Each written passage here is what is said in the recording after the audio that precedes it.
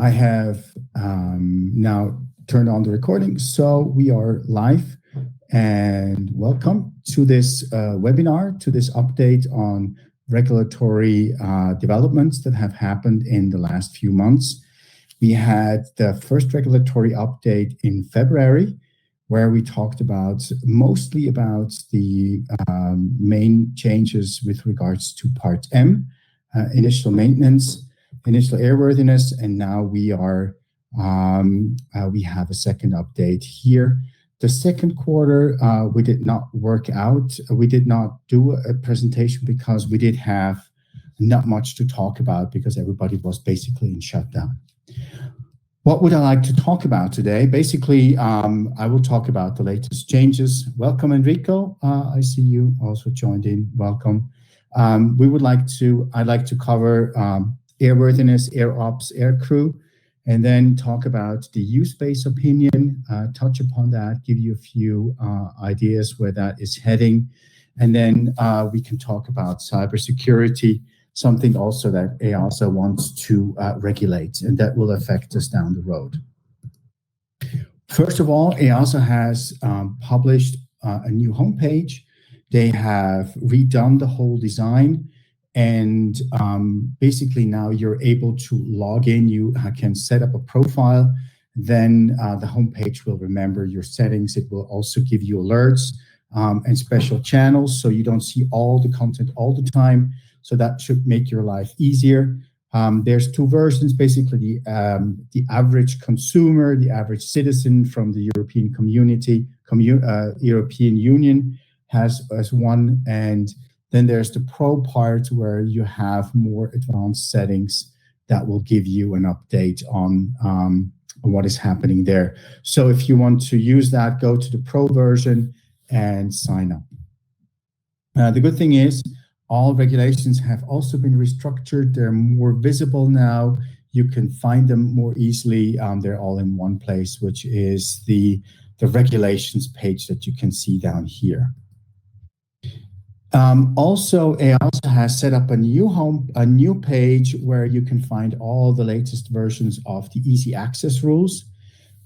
Basically, the easy access rules contain all the implementing rules along with the associated AMCs and guidance material in one document. Typically, they're quite large. As you can see later on in the description of the new versions for the different parts. But I think it's really important that these easy access rules are not published on a regular basis. This means that even though they're very helpful to have everything in one place, what you will find is that they may not contain all the acceptable means of compliance that have been published in the meantime. One example is there has been one implementing rules with regards to landing performance calculations.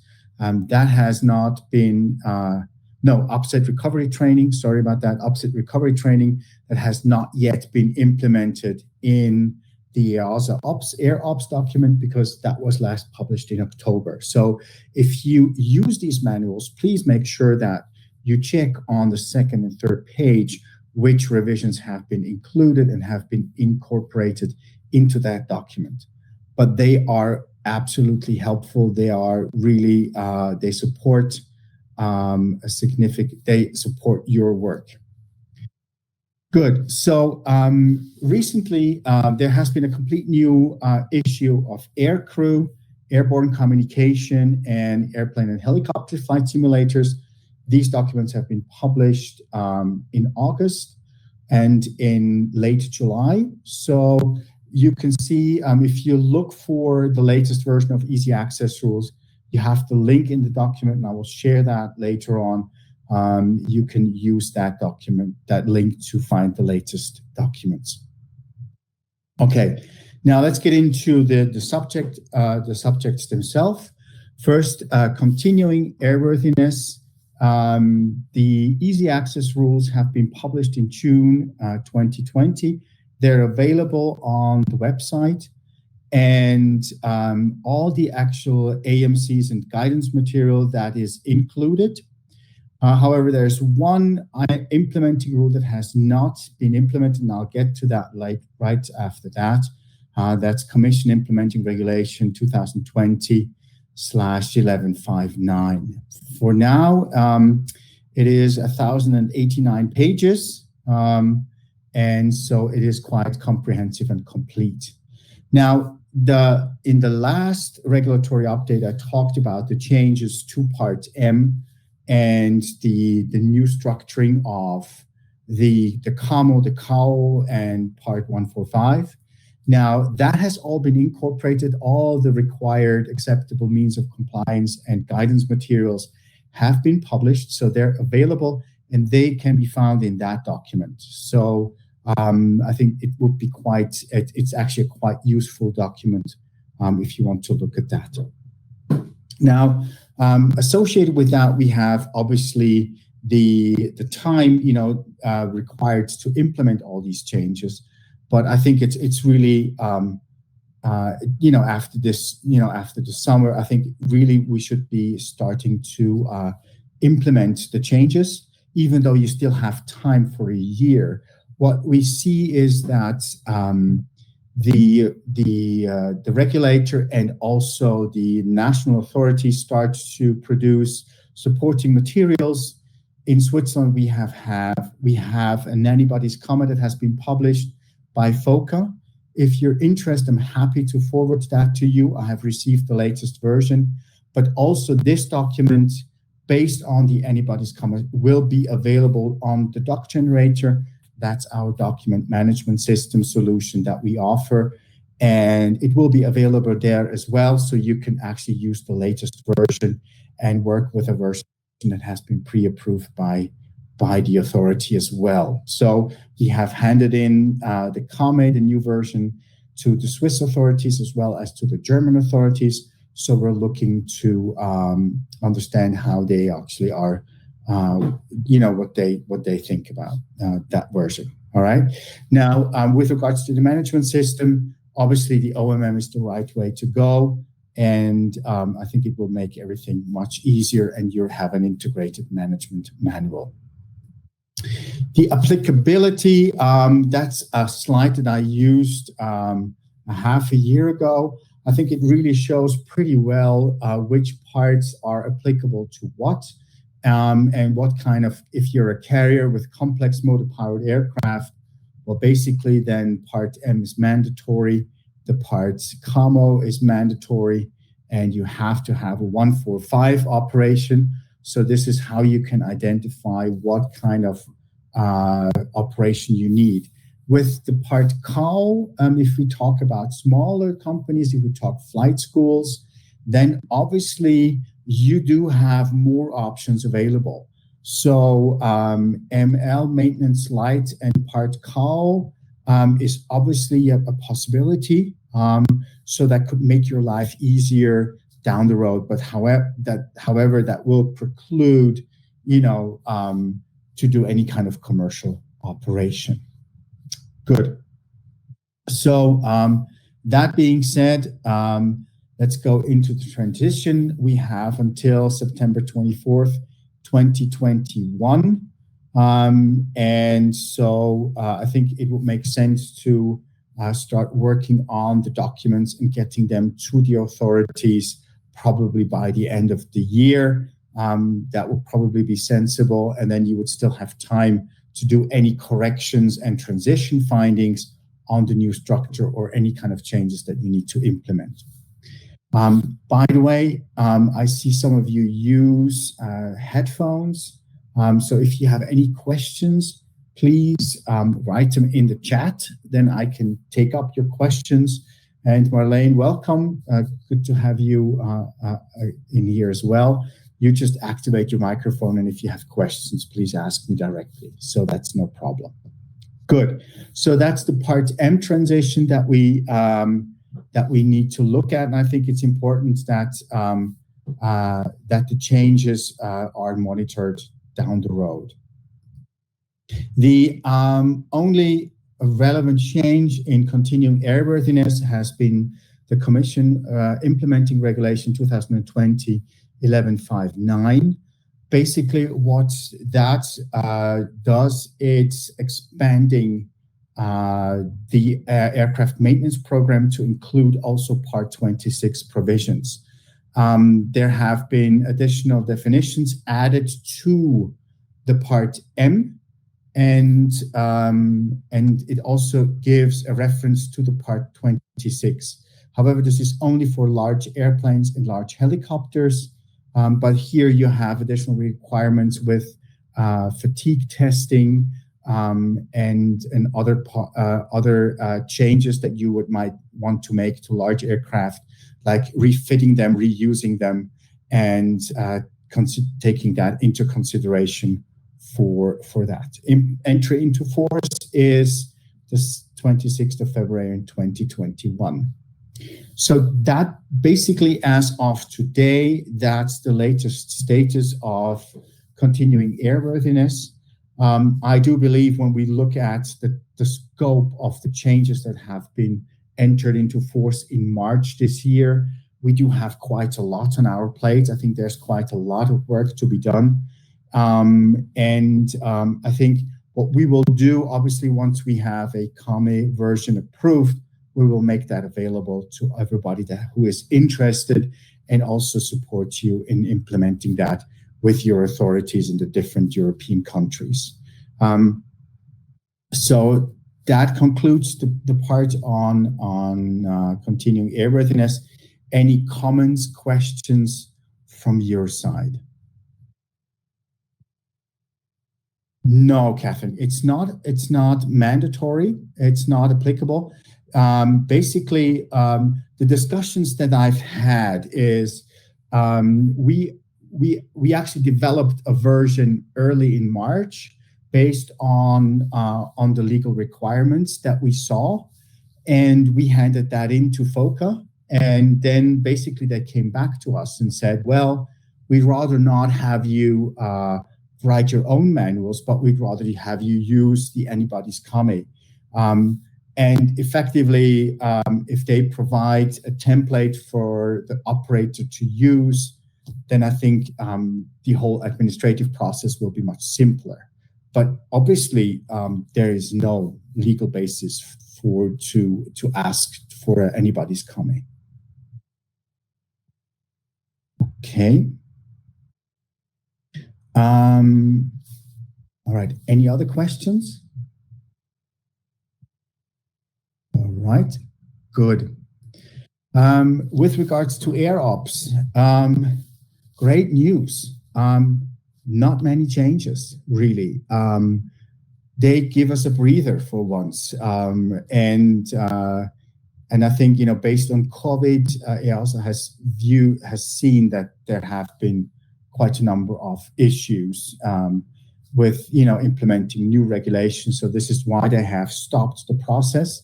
However, in the preparatory groups, in the working groups, that has been slowed down. However, when I look at what is in the pipeline, we might expect an accelerated lawmaking probably towards the end of the year, early next year. As these working groups pick up, we expect more opinions to come out, and we expect more new legislation to come out that will affect the actual air ops. For now, basically, there is just one thing that has not been implemented in the easy access rules. There are still from October 2019, which tells you that it has been stable. But basically, what we need to make sure is that we implement the current requirements. Let me get to that a bit later on. So basically, within the context of COVID-19, basically there was the requirement to implement alcohol testing, peer support programs, and psychological assessment of pilots by the 14th of August, which was actually last week. But then EASA realized that that would not be possible, and they extended it by 6 months to the 14th of February 2021. Basically, we have already worked on this, so the alcohol testing part, I think, is pretty straightforward. However, that being said, I think it's important that you look at national regulation and also other national laws that that talk about the enforcement of these procedures. For example, in Switzerland, an operator would not have the legal rights to force a pilot to perform an alcohol test. Okay, the pilot is able to refuse, and legally so, because that is something that only the police is able to do. So depending on where you live, the legal framework for performing these tests might be different. So please check whether your company is even allowed to do that. What we have done in Switzerland, and this is quite, this is a bit, quite, special. Basically, the operators will set up a program. They will actually do the changes in the manual. They will also get an alcohol test, but we expect that no pilot will admit to that. So basically, we can fulfill the requirements to set up a program, but actually then the program is not enforceable based on Swiss law. The only way to do that would be if the operator would actually ask the police to come to the airport or the point where the test should be taken, and then actually force the pilot to take the test. However, that would be considered an extreme measure, and I don't think anybody would in Switzerland would actually do that. Now, obviously, I've heard that some type of operations actually require a pilot to do that before they fly. For example, very high altitude flying, like in Nepal. An operator has told me that this is very normal for them to do an alcohol test before they fly. But that is for a specific operation, and that is a pre-requirement for even being considered to perform that operation. So that's a different legal setting. It's completely voluntary. What we have right now, it is not voluntary. Okay, second part is the peer support program. Basically, we have the Just Culture framework that has been set up in the OMM. However, the peer support program actually goes a step further. What that would like to do is to actually offer any kind of employee to have a point or a contact to go to whenever they don't feel well. That means that you would have to have a counsel contact within your company. But for now, we haven't had any issues with that. So we referred to Just Culture and the possibility to anonymously report things. That would go in the same way. And so far, there has been no real program requirement as of yet. A different thing is the psychological assessment of pilots. That is a different thing altogether. That is mandatory, and it has to be done by February 14th next year. What is it all about? Basically, based on the Germanwings accident, the operator is now responsible to ensure that a pilot has performed a psychological test before flying. Now, in the text, it means before commencing line flying. And there have been discussions, whether that would be applicable or not for smaller operators because we don't fly line. However, the authorities that I talked to have made it quite clear that this is not an issue, and that is not an excuse. So everybody would have to do it. So basically, how are we approaching this? Well, we worked with LBA and we worked with FOCA in the beginning to have an idea what we can do and what would be acceptable to them. And the basic idea was to have it as objectively as possible, as validated as possible. And then basically that only left the option of online testing. There are a number of statistically significant tests. They actually do measure what they're supposed to measure. And they're also translated in different languages, and they have actually been validated in different cultural contexts. So the setup as we have planned it right now has different elements, and they actually are valid. So what we are currently doing is we want to have cognitive abilities tested with a standardized pilot test, personality traits with two different aspects. First of all, the personality part, and then also a depression test. And so that way we can actually measure the different various parts and comply with the acceptable means of compliance. Social competencies will actually be tested during a line check and an OPC. For every OPC and line check, there obviously have to be CRM elements to be tested and observed. They have to be noted and graded. So actually that has been accepted by FOCA to test social competencies and social interaction. And that will also be entered into a dedicated system that has to be super secure and whatever. Everything will be encrypted on the database so nobody can read anything. And then there's the operational and professional competencies where we say it is sufficient. You pass if you do all the required CAT training that is prescribed by EASA, so that already would constitute a pass in that area. But you also have the ability to actually do more and get a higher score on that domain. And then there's a final assessment, pass or fail, and then that will be forwarded to the pilot and the operator. Yes, that will be one-off. That's what we agreed with FOCA, because nowhere in the law it said anything about recurrent.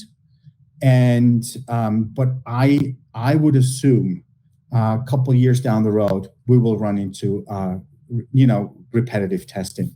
However, basically the cognitive abilities, they actually do change over time with age. I was with a psychologist yesterday for a whole day, and so I had to do all these tests as well. So I went through all of this, and he explained quite a few things that I understand myself better now, which has been helpful. So the cognitive abilities, that they do change. They might indicate some kind of trend or change in deterioration. The personality traits, typically the big five, that part stays stable. You have a personality and that does not really change. However, based on your upon pressures, your everyday life, you might change into a depression. So that is also something that is dynamic. While the personality is stable, cognitive and depression might change. So most likely, we will see at least these parts reevaluated on a more or less regular basis within a couple of years, probably. Annual does not make any sense at all. Does not make any sense at all. It's these longer term things that you would want to capture. But for now, the agreement with FOCA, LBA, we're also working with Austro Control, the Swedish authorities, is that we have a one-off and we want to keep it that way. No, it has nothing to do with aeromedical centers. That's the exact thing. The aeromedical centers, based on the Germanwings accidents, they actually said, this is not our part, okay? So basically, it's the operator who is responsible to actually do these tests and make sure that they are being done. So what we will do is, actually, we will offer this kind of test, and we will have the data on a secure platform. where you basically don't have access. The pilot himself for the test results and the access to the tests, but it will not be, it does not have to be, and it will not be done by aeromedical test centers. Good. All right. Yeah, it's a very controversial subject. When I pre-informed the operators, the moment I clicked send, I could sense the pulse going higher across the industry. It's one of these things that people don't really understand why. I think we need to get prepared for this. We also need to prepare the relevant decision makers in the company for this, because this is coming. Obviously, nobody wants to do it. I have some feedback that they said, well, first of all, EASA should make these tests before there's any new regulation, but I will not comment on this at all. All right, so moving on. No, sorry, any questions to this part right here? So we have until next Valentine's Day to implement them. All right. So there has been another Commission implementing rule, which is 2020-1176. It's also due with postponing of dates. Here, it's about new standards on aircraft landing performance calculation.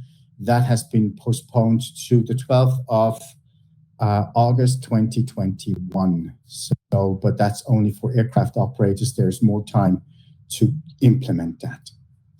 Good. Now, I already touched upon this last week. FOCA has, for example, has come out with additional guidance.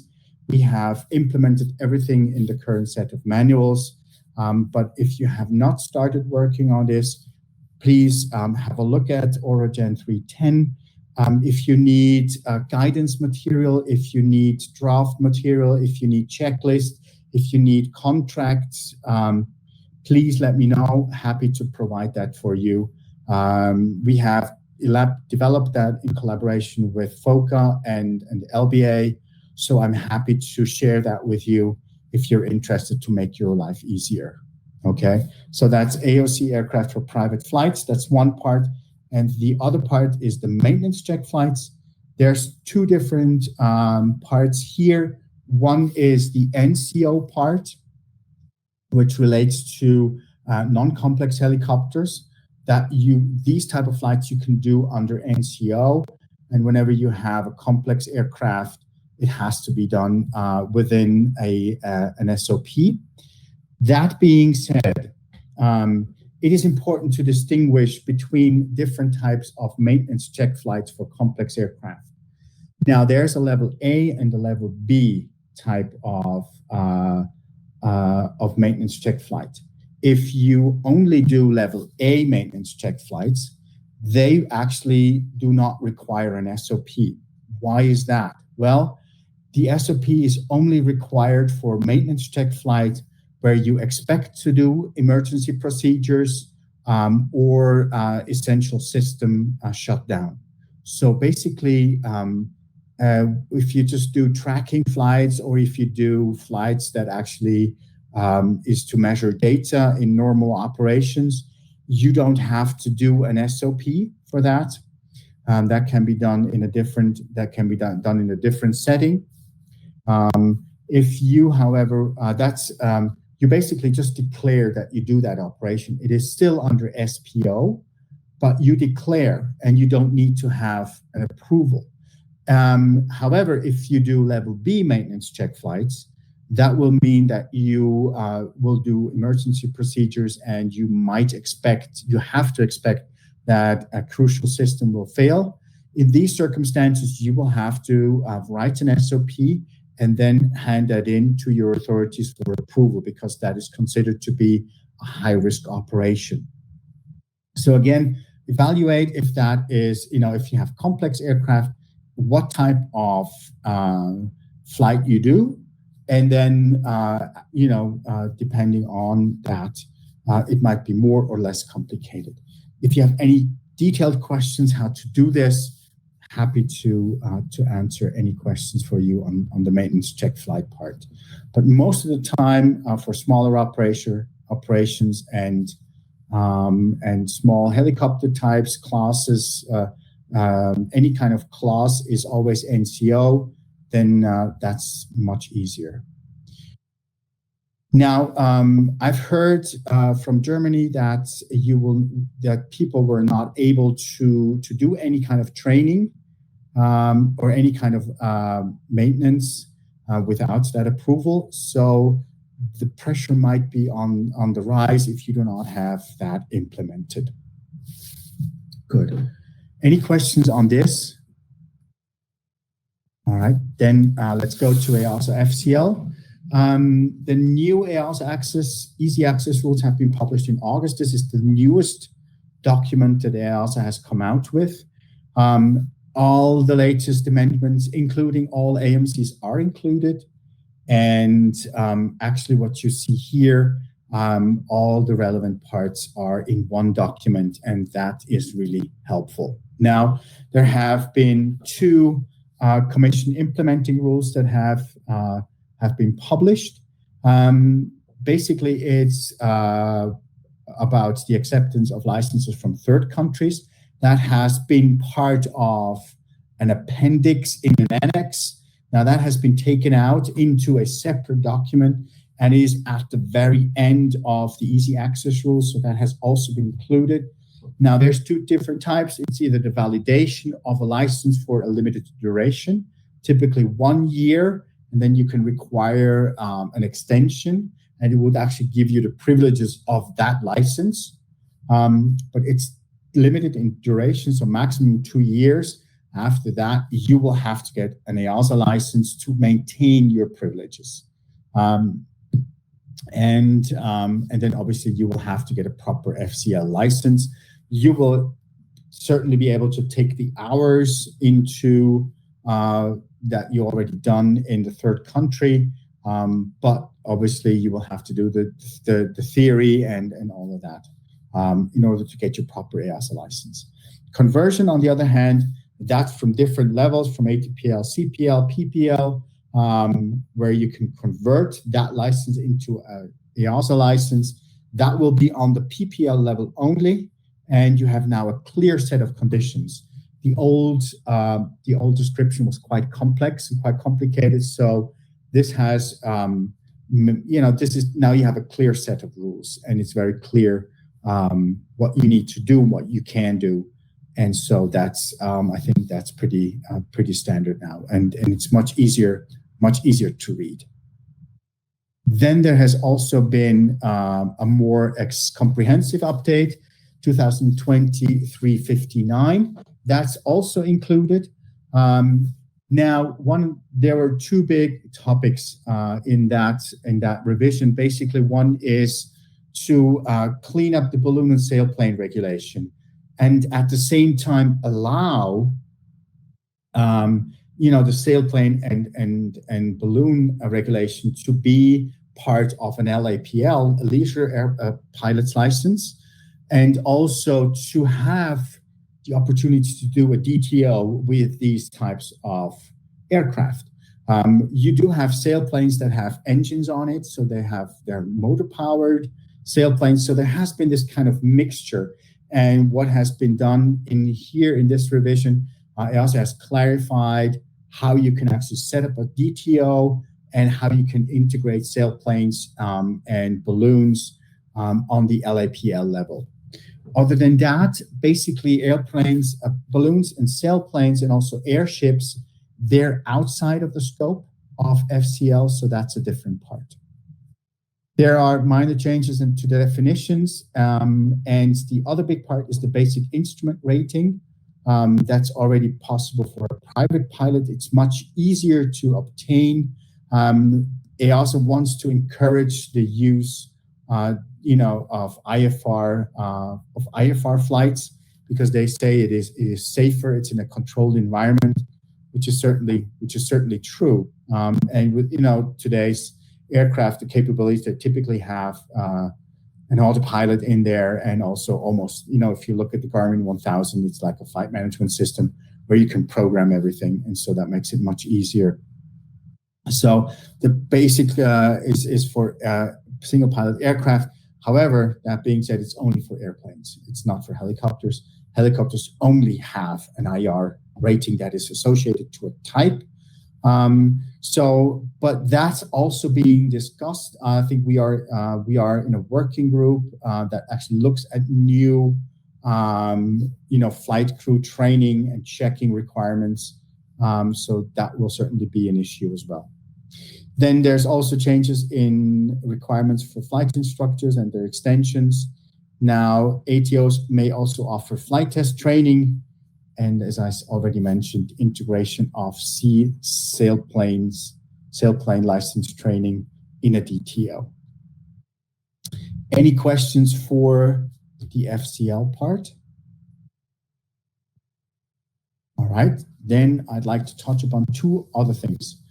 First of all, there's comment response document out based on NPA 2019-07 on cybersecurity. Cybersecurity has been identified as one of the risks in aviation. If you look at the complexity of large body aircraft, that is certainly the case. If you're able to hack into an Airbus 350 or so, then basically you can actually destabilize the whole aircraft. So basically, EASA tries to address this through a separate part in the AMC 20, and that's applicable to basically all the participants. Only few exceptions. If you're a ground school and you only offer ground training, theoretical training, you don't have to. But basically, all the other participants in that airspace environment have to do this. It's an information security management system that will certainly also be part of the management system, and I also expect it to be included as a separate chapter in the OMM. I think, basically you have information security in the organization. You have to do risk assessment and so on and so forth. The NPA has been out. The comment response period is done. So actually that is out. It is being analyzed, and we expect an opinion in Q3 with decision out and implementing in 2021. So that's cybersecurity. I expect also to have an impact on IT system, IT infrastructure. I think, the time where you just put a server somewhere and people have access with their logins, these times are over. I would expect that there's much more requirements for firewalls, positive identification, and so on and so forth. The exact AMCs are not clear yet. So we will see once the opinion is out where we are going with this. And finally, there has been an opinion published. Basically, it's on an accelerated rulemaking procedure track. U-space, that's the space close to the ground where aircraft like helicopters and drones have to share. And this is this has been published now, and I expect that to come into force by the end of the year.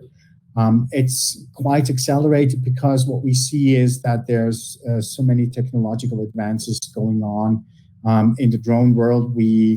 The drone operators are pushing for flights beyond line of sight, fully automated flights, and you need to regulate airspace in order to be able to perform these type of operations. That is U-space. It's basically an airspace that is that has a common information service, and that common information service is actually the coordinating agency. It's not ATC, but basically it is actually an information exchange system where participants are actually exchanging information about their position, heading, and other relevant information. So it is possible to alert the participants on aircraft and for drones to actually take evasive action and reprogram their flight path to go back to their intended point of destination. Now, there will be a service provider for the Common Information Service. So the Common Information Service is like ATC. But they do not tell the aircraft to do something. It's the infrastructure that exchanges the information, like antennas, radio waves, frequencies, etc. So there you need a service provider. EASA envisages that to be private, not state actors. There obviously has to be additional equipment that is required, and therefore we assume that this will also be fee-based, I think. The thing is, drones must actually use a CIS, and an authorization is required before they actually can take off. So they are known to enter into the CIS, into U-Space. And so the other participants are alerted to that. So the opinion has been sent to the Commission, adoption by the end of 2020. Good, so that's on U-Space. Good, I think that concludes my update for this quarter. Any questions or comments from your side?